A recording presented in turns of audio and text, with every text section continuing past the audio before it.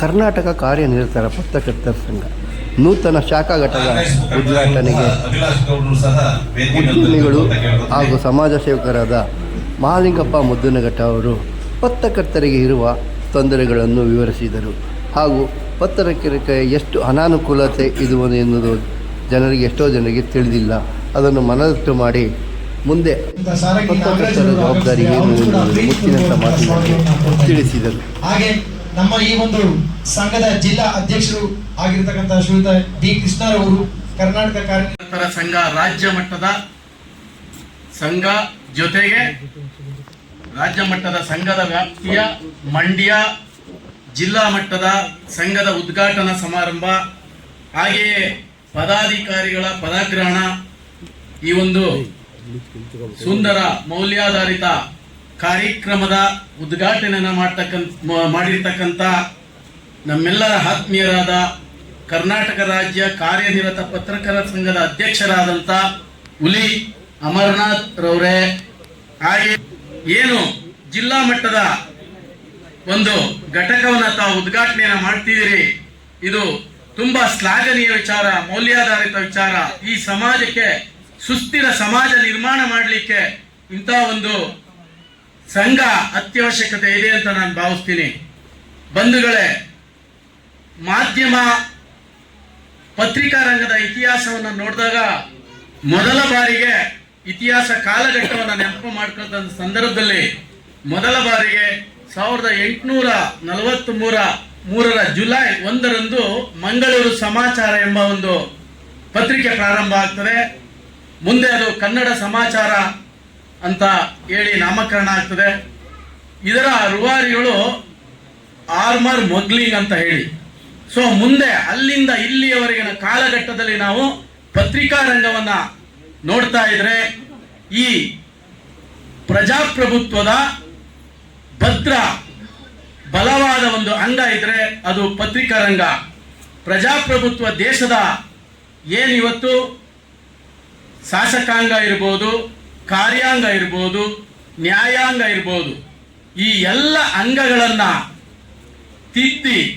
ತೀಡಿ ಸರಿದಾರಿಗೆ ತರ್ತಕ್ಕಂಥ ಸುಸ್ಥಿರ ಸಮಾಜ ನಿರ್ಮಾಣವನ್ನ ಮಾಡಲಿಕ್ಕೆ ವಿಶೇಷ ಪಾತ್ರವನ್ನ ವಹಿಸ್ತಾ ಇದೆ ಅಂತ ಹೇಳಿದ್ರೆ ಅದು ಪತ್ರಿಕಾ ರಂಗ.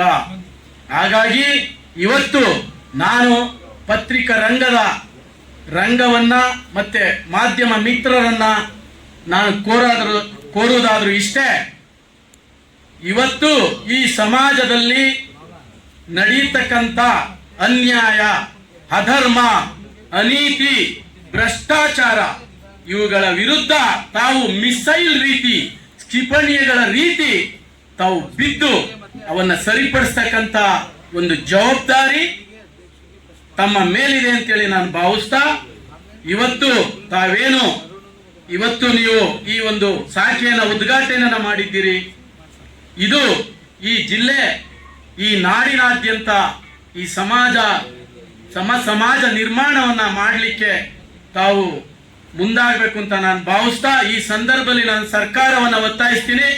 ಈಗಾಗಲೇ ನಮ್ಮ ಅಧ್ಯಕ್ಷರಾದಂಥ ಹುಲಿ ಅಮರನಾಥ್ ರವರು ಹೇಳ್ತಾ ಇದ್ರು, ಸರ್ಕಾರದಿಂದ ನಮಗೆ ಸರಿಯಾಗಿ ಪ್ರೋತ್ಸಾಹ ಸಿಗ್ತಿಲ್ಲ, ಮಲತಾಯಿ ಧೋರಣೆ ಇದೆ. ಹಾಗಾಗಿ ಪತ್ರಿಕಾ ರಂಗದಲ್ಲಿ ಕೆಲಸ ಮಾಡ್ತಕ್ಕಂಥ ಎಲ್ಲ ವರ್ಗ, ಅದು ಯೂಟ್ಯೂಬರ್ ಆಗಿರ್ಬೋದು, ದೊಡ್ಡ ದೊಡ್ಡ ಪತ್ರಿಕೆಗಳಾಗಿರ್ಬೋದು, ಸಣ್ಣ ಯಾವುದೇ ಆಗಿರ್ಬೋದು, ಎಲ್ಲರನ್ನ ಒಂದು ರೀತಿ ನೋಡಬೇಕು ಅಂತೇಳಿ ಅವ್ರು ಹೇಳ್ತಾ ಇದ್ರು. ನಾನು ಈ ವೇದಿಕೆ ಮುಖಾಂತರ ಸರ್ಕಾರವನ್ನ ಆಗ್ರಹವನ್ನ ಮಾಡ್ತೀನಿ, ನೀವು ಈ ಜಿಲ್ಲಾ ಏನು ರಾಜ್ಯ ಮತ್ತೆ ಜಿಲ್ಲಾ ಸಂಘದ ಬೇಡಿಕೆಗಳು ಏನಿದೆಯೋ ತಾವು ಅಧ್ಯಕ್ಷ ಹೇಳ್ದಂಗೆ ಸರ್ಕಾರ ಇದನ್ನ ನೆರವೇರಿಸಲಿ ಅಂತ ನಾನು ವಿನಯಪೂರ್ವಕವಾಗಿ ಸರ್ಕಾರವನ್ನು ಒತ್ತಾಯವನ್ನು ಮಾಡ್ತಾ, ಏನಿವತ್ತು ಈ ಒಂದು ಮೌಲ್ಯಾಧಾರಿತ ಸಂಘವನ್ನು ತಾವು ಉದ್ಘಾಟನೆ ಮಾಡಿದ್ದೀರಿ, ತುಂಬಾ ಶ್ಲಾಘನೀಯ ವಿಚಾರ ಅಂತ ಮತ್ತೊಮ್ಮೆ ಹೇಳ್ತಾ, ತಾವುಗಳು ಈ ಸಮಾಜದ ದೀನ ದಲಿತರು, ದಮನಿತರು, ಶೋಷಿತರು, ಧ್ವನಿ ಇಲ್ಲದವರ ಪರ ತಾವು ಇರ್ಬೇಕಾಗ್ತೇನೆ ಅಂತ ಹೇಳ್ತಾ ಇವರಿಗೆ ತಮ್ಮ ಕರತಾಳಗಳಿಂದ ಅಭಿನಂದಿಸಬೇಕು, ಚಪ್ಪಾಳಿಯನ್ನ ತಟ್ಟಬೇಕು ಅಂತ ಈ ಸಂದರ್ಭದಲ್ಲಿ ಕೇಳ್ಕೊತೇನೆ.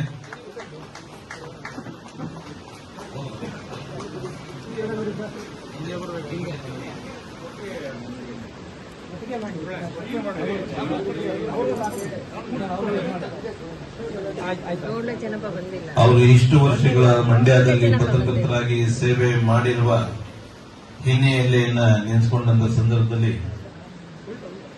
ನಿಜವಾಗ್ಲೂ ಅವರು ಅನುಭವಿಸಿರ್ತಕ್ಕಂಥ ಸಮಸ್ಯೆಗಳು, ಯಾತನೆಗಳು, ಕಷ್ಟಗಳು ನಾವು ತಿಳ್ಕೋಬೇಕಾಗ್ತದೆ.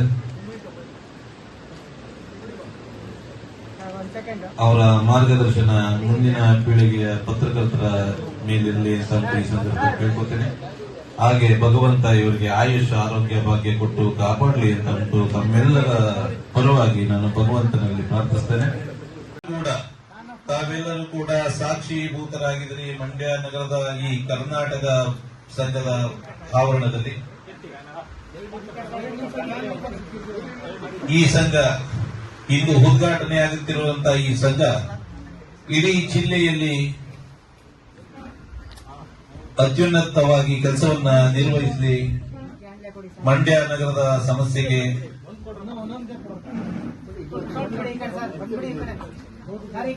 ಸ್ಪಂದಿಸಲಿ ಅಂತ ನಾನು ಈ ಸಂದರ್ಭದಲ್ಲಿ ಕೇಳ್ಕೊತೇನೆ.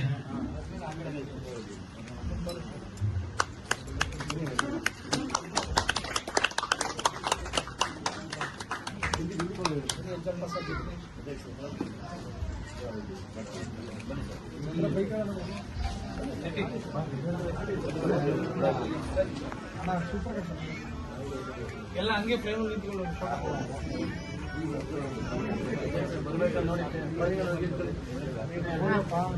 ಸ್ವಲ್ಪ ಒಳ್ಳೆದಾಗಿ